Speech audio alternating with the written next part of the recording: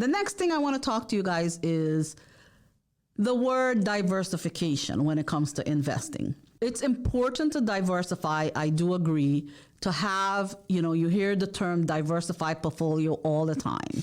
It's such a commonplace for many people. They talk about it. They want, they explain to you what diversification means, that you want to mitigate your risk within a volatile environment. But I want to explain diversification versus diluting. You don't want to be diluting. You want to diversify your investments, but you do not want to dilute your investment. You want to make sure that you look at things.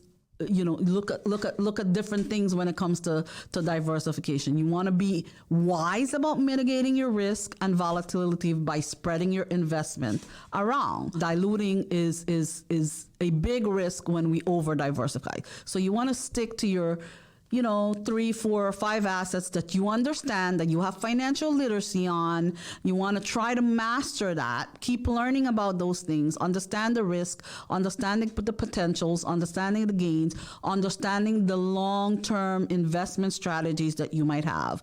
And that's what you stick to. So you want to make sure that you're not diluting your investments. You're diversifying your investment. True diversification is not too much.